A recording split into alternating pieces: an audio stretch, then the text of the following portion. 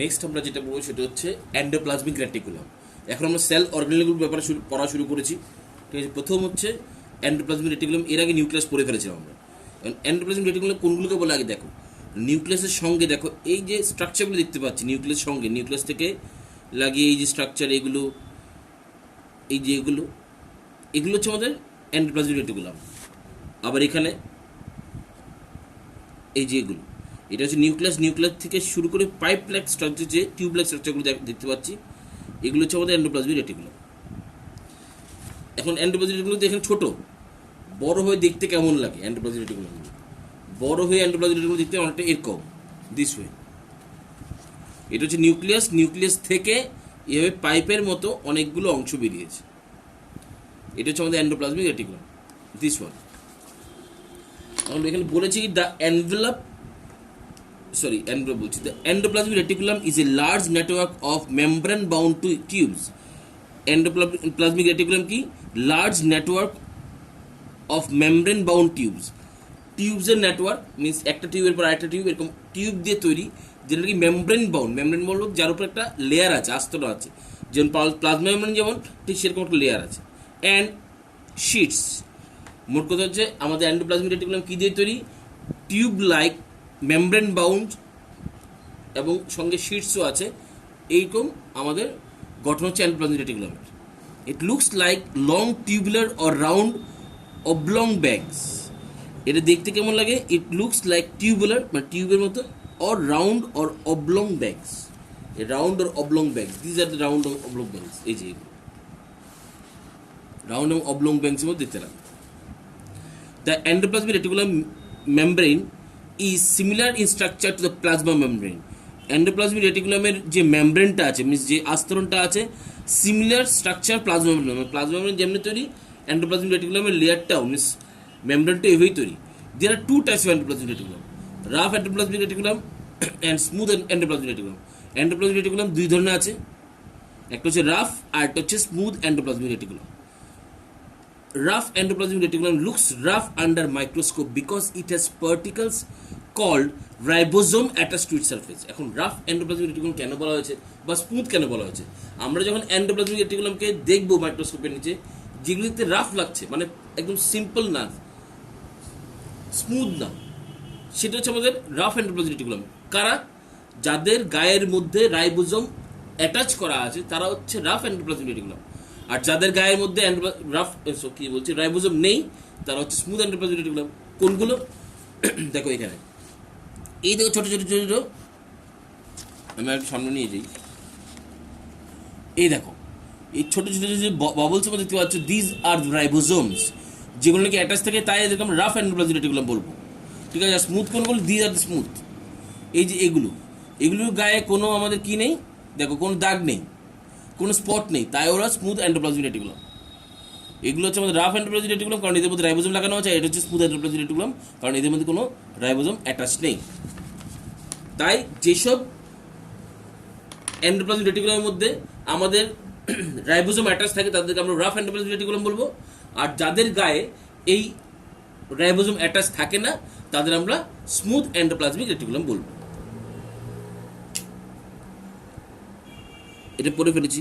The ribosome, এখন ribosome কি? The ribosomes which are present in all active cells are the sites of protein manufacture. Ribosomes কি জিনিস? Ribosome সাধারণত সব active সেলের মধ্যেই এই রাইবোজোমস থাকে। এবং রাইবোজোমের কাজ কি? রাইবোজোমের কাজ হচ্ছে প্রোটিন ম্যানুফ্যাকচার। বডির মধ্যে প্রোটিন ম্যানুফ্যাকচার হচ্ছে রাইবোজোমের কাজ।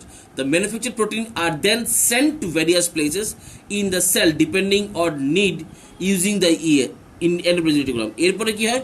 এই রাইবোজোম যে প্রোটিন তৈরি করলো, ওই প্রোটিনগুলো বডির বিভিন্ন পার্টসে পাঠিয়ে দেওয়া হয় অ্যাকর্ডিং টু কি হিসেবে? অ্যাকর্ডিং টু দেয়ার নিড হিসেবে ওগুলোকে ডিফারেন্ট ডিফারেন্ট জায়গার মধ্যে পাঠিয়ে দেওয়া হয়। Thus smooth endoplasmic reticulum helps in the manufacture of fat molecules or lipid. আর স্মুথ এন্ডোপ্লাজমিক রেটিকুলাম যেটা আছে সেটা কি করতে সাহায্য করে? হেল্প করে আমাদের ফ্যাট মলিকুলস তৈরি করতে অর লিপিড তৈরি করতে। ঠিক আছে, ফ্যাট মলিকুলস এবং লিপিড তৈরি করতে এটা আমাদের ভীষণভাবে কাজ করে। নেক্সট কি আবার পড়ছি, the smooth endoplasmic reticulum helps in the manufacture of fat molecules or lipid important for sale function. Fat molecules এবং লিপিড তৈরি করে। Some of these proteins and lipids helps in building the cell membrane. R some of these protein and lipids, এই যে protein বলো অথবা lipid বলো, যেগুলো নাকি কিসের থেকে তৈরি হচ্ছে এই এন্ডোপ্লাজমিক রেটিকুলাম থেকে তৈরি হচ্ছে, এটাই সেল মেমব্রেন তৈরি করতে কাজে লাগে।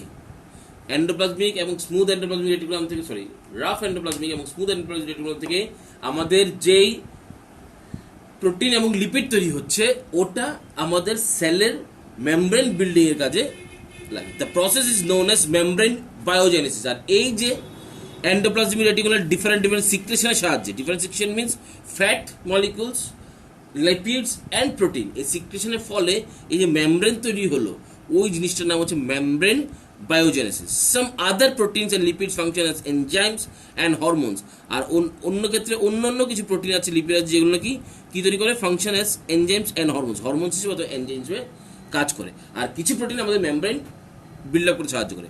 Although the endoplasmic reticulum varies greatly in appearance in different cells, it always forms a network system. যদিও এন্ডোপ্লাজমিক রেটিকুলাম ভ্যারি করে, ঠিক আছে, যে কোন সেলে কতটুকু থাকবে, ডিফারেন্ট সেলে ডিফারেন্ট থাকবে, বাট এরা সবসময় নেটওয়ার্ক তৈরি করে চলবে। তারা সবসময় নেটওয়ার্ক সিস্টেম তৈরি করে চলবে, মানে আলাদা আলাদা থাকবে না, সবসময় একসঙ্গে নেটওয়ার্ক মিনস যেটা দিকে ছবির মধ্যে এরকম সিস্টেমে তারা থাকবে, এরকম সিস্টেমে তারা থাকবে।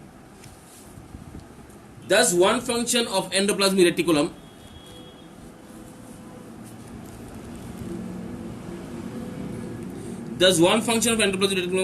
is to serve channels for the transport of materials between the various regions of the cytoplasm or between the cytoplasm and the nucleus. এখন এন্ডোপ্লাজমিক রেটিকুলামের একটা ফাংশন কি, এন্ডোপ্লাজমিক রেটিকুলামের একটা কাজ হচ্ছে এটা ট্রান্সপোর্ট হিসেবে কাজ করে, ট্রান্সপোর্টার, মানে জিনিসপত্র এক জায়গা থেকে অন্য জায়গাতে নিয়ে যাও। কোথায় কোথায় তারা যে প্রোটিন তৈরি করছে এই প্রোটিনটাকে various reasons of the cytoplasm different রিজনে নিয়ে যেতে পারে, or between the cytoplasm and nucleus, হয়তো এক তো হচ্ছে সাইটোপ্লাজম ডিফারেন্ট পার্টস নিয়ে যেতে পারে, অথবা নিউক্লিয়াস থেকে কোনো জিনিস সাইটোপ্লাজম নিয়ে আসলো, সাইটোপ্লাজম থেকে কোনো জিনিস নিউক্লিয়াস ভিতরে নিয়ে গেলো, ওটার কাজ হচ্ছে এন্ডোপ্লাজমিক রেটিকুলাম। কিন্তু বেসিক এন্ডোপ্লাজমিক রেটিকুলামের যে কাজ সেটা হচ্ছে প্রোটিন সিনথেসাইজ করা এবং ওটাকে ডিফারেন্ট পার্ট জায়গাতে নিয়ে যাওয়া। তাহলে এখন প্রোটিন দরকার, প্রোটিন বডি গ্রোথের জন্য দরকার, তারপরে সেলের গ্রোথের জন্য প্রোটিনের দরকার আছে, এগুলোকে প্রোটিন সিক্রেশনে ওটার মেইন ভূমিকা। The endoplasmic reticulum also found as a cytoplasmic framework providing a surface for some of the biochemical activities of the cell. কি বলেছে? The endoplasmic reticulum also function as a cytoplasmic framework providing a surface for some biochemical activities. আরেকটা যে endoplasmic reticulum মধ্যে যে surface, এই সারফেসে কিছু biochemical activities হয়। এন্ডোপ্লাজমিক রেটিকুলাম যে সারফেস, এই সারফেসের মধ্যে কিছু বায়োকেমিক্যাল অ্যাক্টিভিটিস হয়। In the liver cell of the group of animals called vertebrate, smooth endoplasmic reticulum played a crucial role in detoxifying many poisons and drugs. বলছে in the liver cells of the group of animals called vertebrates, smooth endoplasmic reticulum a crucial role in detoxifying many poison and drugs. Smooth endoplasmic reticulum যেটা আছে এটা crucial role play করে কি করতে, detoxifying, আমাদের বডির মধ্যে যে পয়জনাস ম্যাটেরিয়ালগুলো আছে বা ড্রাগস ম্যাটেরিয়ালগুলো আছে ওগুলো ডিটক্সিফাই করতে সাহায্য করে। এটা ছিল আমাদের এন্ডোপ্লাজমিক রেটিকুলাম। পরবর্তী ভিডিওতে আমরা গলগি অ্যাপারেটাস সম্বন্ধে পড়ব।